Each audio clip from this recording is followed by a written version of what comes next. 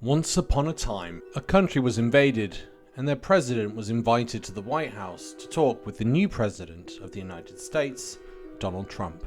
What you're about to witness is a hatchet job, a screw job, something on the scale of the Montreal job, where the president and the vice president screwed over the Ukrainian president to force a peace deal or to get him sacked so they could negotiate with the new Ukrainian president. But before I show you that, I'm going to do another Once Upon a Time and show you a prediction from someone about what Donald Trump was going to do, and this was made 9 years ago. Look, from everything I see, has no respect for this person. Well, that's because he'd rather have a puppet as president of the United States. No puppet. And it's pretty clear. You're the puppet. It's pretty clear you won't admit that the Russians have engaged in cyber attacks against the United States of America, that you encouraged espionage against our people, that you are willing to spout the Putin line, sign up for his wish list, break up NATO, do whatever he wants to do, and that you continue to get help from him because he has a very clear favorite in this race. So I think that this is such an unprecedented situation. We've never had a foreign government trying to interfere in our election. We have 17 intelligence agencies, civilian and military, who have all concluded that these espionage attacks, these cyber attacks, come from the highest levels of the Kremlin, and they are designed to influence our election.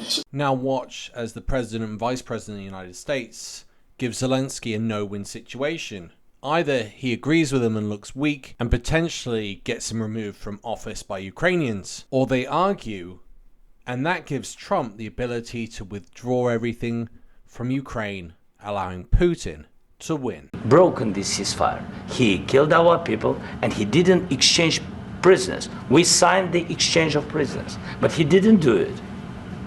What kind of diplomacy, JD, you are speaking about? What do you mean?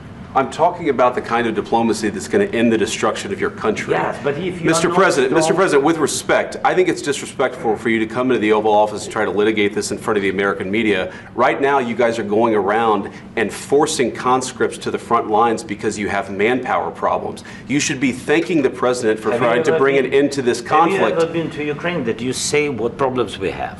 I have been to. Count one. I've actually watched and seen the stories, and I know what happens is you bring them on a propaganda tour, Mr. President. Do you disagree that you've had problems bringing people into your military? And do you think that it's respectful to come to the Oval Office of the United States of America and attack the administration that is trying to prevent the destruction of your country?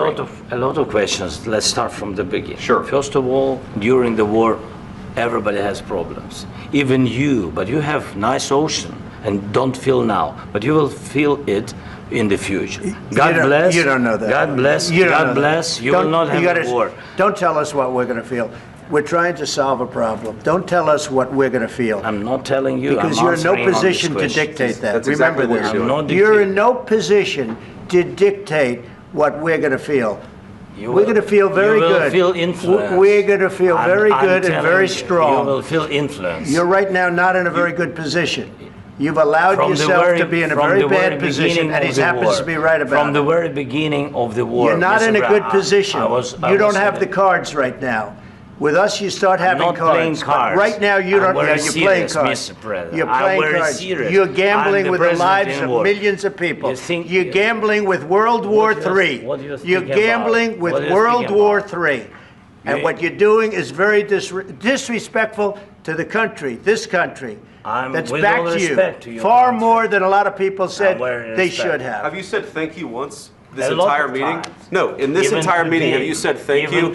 You went to Pennsylvania and campaigned for the opposition in October. Offer some words of appreciation for the United States of America and the president who's trying to save your country.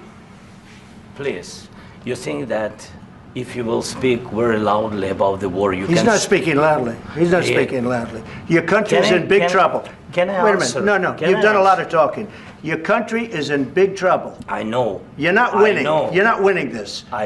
you have a damn good chance of coming out okay because of us. Mr. President, we are staying in our country, staying strong from the very beginning of the war. We've been alone, and we are thankful. I said thanks you haven't in been this alone. cabinet, you and haven't not been only alone. in this cabinet. We gave you, through this stupid president, $350 billion. You voted we gave for you your military president. equipment, You and you voted men for are your brave, president. but they had to use our military. Yes. What about if you didn't have our military equipment, you invited if me you to didn't speak. have our military equipment, this war would have been over in 2 weeks. In 3 days, I heard it from Putin. In 3 days, this is something maybe new. less. In 2 weeks, of course, yes. It's going to be a very hard thing to do business like this. Again, I tell you. just say thank you. I said a lot of times thank you to American people. Accept that there are disagreements, and let's go litigate those disagreements rather than trying to fight it out in the American media when you're wrong. We know that you're wrong. But you see, I think it's good for the American people to see what's going on over there. sir. I think it's very important. That's why I kept this going so long. You have to be thankful. You don't have the cards. Thankful. You're buried there. Your people are dying. I can tell you You're again, running low I on know. soldiers. Listen, you're running Mr. low on President. soldiers. It would be a damn good thing. Mr. And then President. then you tell us, I don't want a ceasefire. I don't want a ceasefire. I want to go and I want this. Look. If you could get a ceasefire right now, I tell you, you take it so the bullets stop flying and your men stop getting killed. Of course, we want to stop the war. But you're saying you don't want a ceasefire. But I said to you, I want a ceasefire. with guarantees. Because you'll get a ceasefire faster than an agreement. Ask our people about ceasefire, what they think. That wasn't with me. For you what, that what wasn't this with me. means. That was with you. a guy named Biden who was not a smart person. This That was with Obama. President. It was your president. Excuse me. That was with Obama, who gave you sheets, and I gave you javelins. Yes. I gave you the javelins to take out all those tanks. Obama gave you sheets. In fact, the statement is Obama gave sheets and Trump gave javelins. You got to be more thankful, because let me tell you, you don't have the cards. With us, you have the cards. But without us, you don't have any cards. One more question to Mr. Vice President. I'm sorry, here. It's going to be a tough deal to make, because the attitudes have to change. What if Russia breaks ceasefire? What if Russia breaks peace talks? What do you do then? I understand that it's a heated conversation right now. What are you saying? She's asking, what if Russia breaks the ceasefire? What if anything? What if a bomb drops on your head right now? Okay? What if they broke it? I don't know. They broke it with Biden because Biden, they didn't respect him. They didn't respect Obama. They respect me. Let me tell you, Putin went through a hell of a lot with me. He went through a phony witch hunt where they used him and Russia. Russia. You ever hear of that deal? That was a phony Hunter Biden, Joe Biden scam. Hillary Clinton, Shifty Adam Schiff. It was a Democrat scam. And he had to go through that. And he did go through it. We didn't end up in a war. And he went through it. He was accused of all that stuff. He had nothing to do with it. It came out of Hunter Biden's bathroom. It came out of Hunter Biden's bedroom. It was disgusting. And then they said, oh, the laptop from hell was made by Russia. The 51 agents. The whole thing was a scam. And he had to put up with that. He was being accused of all that stuff. All I can say is this. He might have broken deals with Obama and Bush, and he might have broken them with Biden. He did, maybe. Maybe he didn't. I don't know what happened. But he didn't break them with me. He wants to make a deal. I don't know if you can make a deal. The problem is, I've empowered you to be a tough guy. And I don't think you'd be a tough guy without the United States. And your people are very brave. But you're either going to make a deal or we're out. And if we're out, you'll fight it out. I don't think it's going to be pretty, but you'll fight it out. But you don't have the cards. But once we sign that deal, you're in a much better position. But you're not acting at all thankful. And that's not a nice thing. I'll be honest, that's not a nice thing. All right, I think we've seen enough. What do you think? Huh? This is going to be great television, I will say that. Great television. Please be thankful. I want you to thank and grovel. I want you, the victim, to be made out to be the perpetrator of the crime. The equivalence that I see here is one of, let's say, someone was attacked, the police turn up, and the police demand that the victim say thank you, and they tell the victim that everything needs to be calmed down because they want a peaceful neighborhood. In death or glory if the odds are firmly on the former. Nothing inglorious in trying to shorten a war that we are clearly losing. Losing? Europe is still... Europe is lost.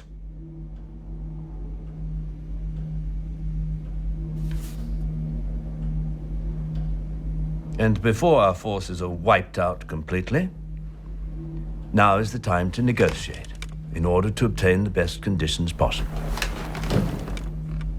Hitler will not insist on outrageous terms. He will know his own weaknesses. He will be reasonable. When will the lesson be learned? When will the lesson be learned?